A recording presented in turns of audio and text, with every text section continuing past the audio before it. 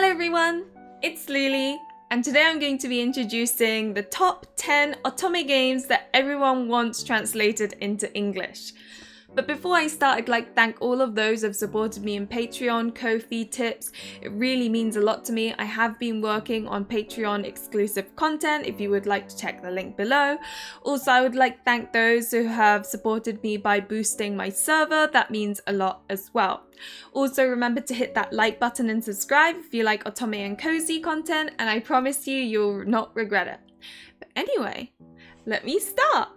So this information is actually from the research that was done by a potential up-and-coming localization company, Reverell Works. And basically what they did is they sent out surveys, got everyone to, tell everyone about it, and collected data on what sort of games that people would like translated into English. And I have taken the top 10 and will be introducing them to you. I have not necessarily played all of them, so they would be based on kind of what I've read online. But I think it's fun to kind of talk about it and fangirl over all these potential titles that could one day, who knows, be localized. So in 10th place is Tokimeki Memorial. This one is a high school romance. It is plenty of gameplay. I would consider a dating sim more so, well, definitely more of a dating sim than a visual novel. Basically, you live 3 years of your high school, exploring your studies, fashion, going through school events, the different seasonal date spots, because you have to go on dates with the different guys and hang out with your friends. It's actually quite complicated. There's a lot of management. It's really hard to 100% this game. There's just so much to it. There are guidebooks that I go on every time I play one of them, because I'm like, okay, what do I need to do to meet that guy? It's that kind of level. But honestly, it is just so much fun that I can see why it's in the top 10. In 9th place is Kimi. This game is about a bunch of swords with kind of, I think, powers infused into them, and men compete in order to win these swords. And I believe the love interests are those who win these swords, so become the owner of these swords. I'm not 100% sure. The main character is, struggling at her father's tea room. One day she is asked to sort of take the princess's place, at least during this marriage promenade, and the love interests protect her. And I guess, I don't really know the details, but I've heard there's a two ending type of situation where it's peace ending or fight ending. And yeah, it's a Japanese historical fantasy based in the Edo period with yokai as well. And I am quite intrigued because I've heard even the good endings aren't necessarily a happily ever after, but kind of bittersweet, and I am all for that.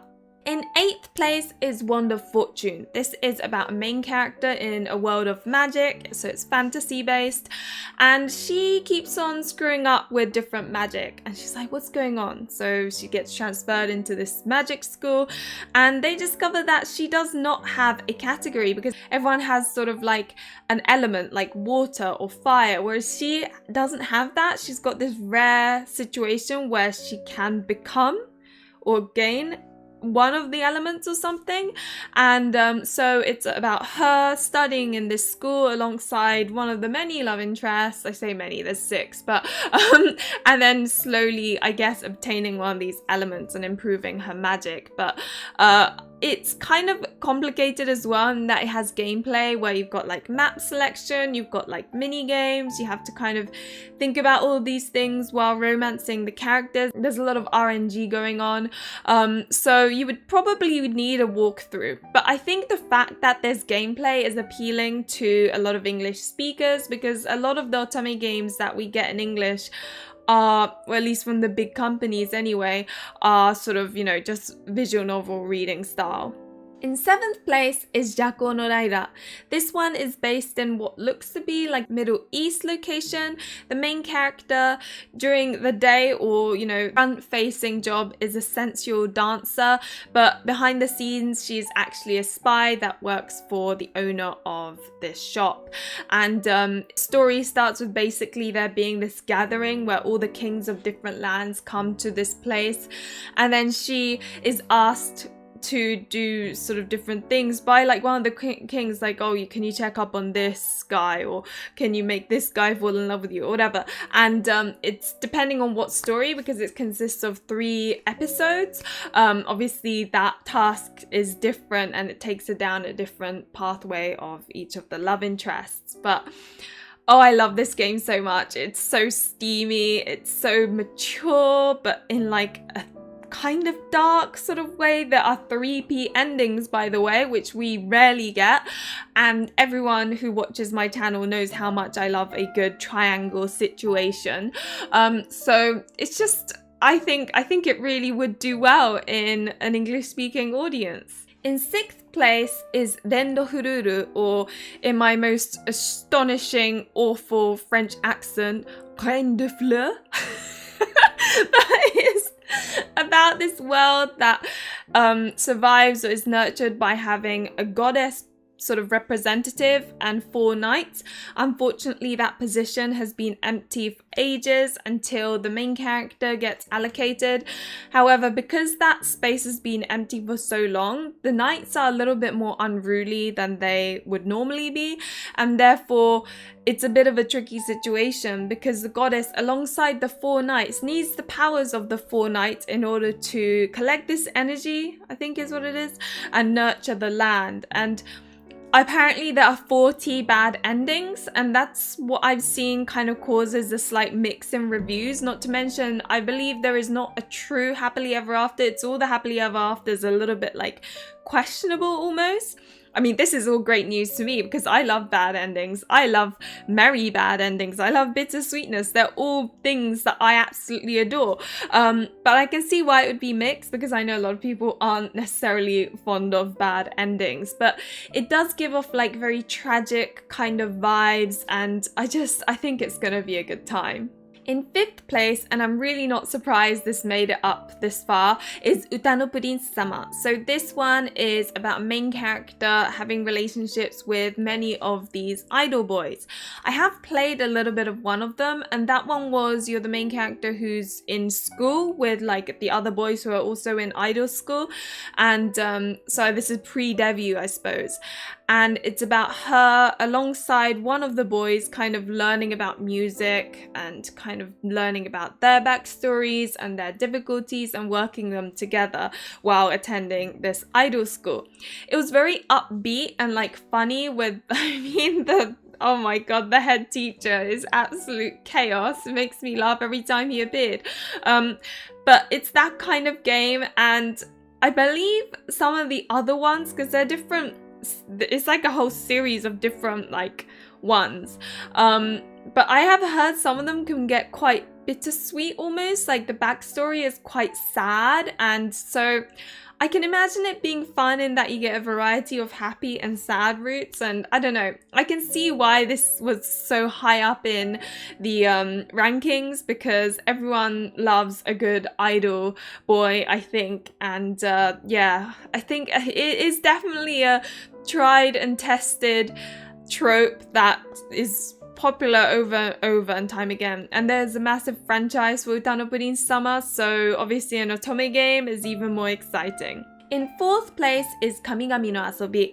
This one is about a school where gods learn how to be good gods, I believe, and the main character is transferred into this school because gods need to learn how to love humans as well as understand them. And I guess the point of her being there is for gods to kind of experience someone like an actual human, as opposed to sort of ending up having this distance. And so I think it's quite refreshing in that you don't get very many games where you're falling in love with a god. And I imagine the whole god and humans shouldn't be together kind of forbidden romance trope would be there, which is a little bit exciting, you know? It will also be interesting to kind of cross-compare the Otome game with the anime, which I think a lot of people have watched the anime, and that's what kind of makes a lot of buzz for this Otome game. In 3rd place is Clock Zero. Now this game is really weird because the main character is 12. I don't know how it works, but this 12-year-old main character keeps on having these dreams about an awful world that's gloomy or something. One day she ends up having to go to this, I don't know if it's after school or during lunch break, but basically a club with other delinquents, and they basically are given an aim to sort of fulfill by one of the teachers, and then, you know, it's all about them together. I don't know whether it focuses a lot on, you know, when they're children or whether you get to see them when they're adults, because this is a game that I have not played yet. However, I think the biggest thing about this game that I think excites a lot of people is that I've heard it's an emotional roller coaster. Apparently it's the kind of game that's out there to make you cry, and I think loads of people love angst titles, so that really doesn't surprise me, and to be honest, it's up there for me as well. In second place, and this really doesn't surprise me at all, is Diabolik Lovers. Diabolik Lovers is about the main character, Yui, who has to now live with a bunch of vampire boys, and they're all really horrible. Basically, they are all abusive to Yui in their own different ways. It's like, wow, they managed to come up with so many ways, and some of the ways they're abusive to her are really quite creative. I mean, I do think it's a little bit of a Marmite in that, you know, I don't blame some people really disliking abuse in an Otome game, while others are like, yeah, this drama, the juice, I love it. And obviously they're vampire boys, which means there's a lot of like vampiric action, which I know is a big thing. And so yeah, it's quite an intense franchise, to be honest, and it is massive. You know, you've got loads of drama CDs, obviously merch, there's an anime, it's really big. And there are so many games. You've got, I think, Haunted Dark Bridal, More Blood, Dark Fate, Lunatic, whatever, Banded Carnival, Lost Eden. There's so many, and yeah, and it's just, everyone loves it. The artist is Satoi, which obviously everyone also loves. I get it. It's interesting. It's exploring a theme from a safe space, so I get it. But yeah. Now, first place. And to be honest, I'm kind of surprised it wasn't Diabolik Lovers Utanuburin Sama, but at the same time, every time I speak to someone, they always mention this game as what they want localized. So at the same time, I'm not that surprised. But number one is Niru Admirari no Tenbin. So Niru Admirari no Tenbin is based in a world where there are these books that have almost like powers within them and can have an influence over humans. One day, the main character's little brother ends up reading one of these and is influenced by it. And due to this incident, she decides that she's going to join forces with this department, like a police department, who focuses on searching for these books and researching them to try and figure out how to get rid of them, I guess. And it's all about that. But I think the appeal is, firstly, the art is by Satoi, who also did Olympia Soiree, Diabolik Lovers, Oz Mafia, Tengoku Struggle, so, you know, really big name. But also it's based in the Taisho period, which is kind of an era that not many localized games have really covered from what I'm aware of. And it's this kind of retro, pretty kind of environment. And not to mention, there is a little bit of spice in it, so I can see why people would be intrigued. And also, I believe there's an anime as well. So with all that in mind, it makes sense that it's right at the top, and I completely get it. But yeah, so those were the top 10 that everyone wanted. The likelihood or lack thereof is, you know, hard to say, especially with games by Reddit. And then obviously you don't know who's got what contract with what localizer. These things are definitely to bear in mind. Not to mention, I do in some ways feel like it would be nice for indie Japanese Otome game developers to shine in English-speaking countries. You know, they don't get that much sort of press, I guess, because obviously they're indie and Japanese is like so small. And because no one knows about these indie games, I feel like obviously in research like this, it would not come up. But I think that's a demographic that could really be supported and benefit from a localizer. But yeah, those are kind of my last notes. Anyway, What Japanese otome games would you like localized? Do comment your answer below. And as always, guys, thank you very much for watching. Remember to like and subscribe if you enjoyed the content, and hopefully I will see you in another one of my videos or streams.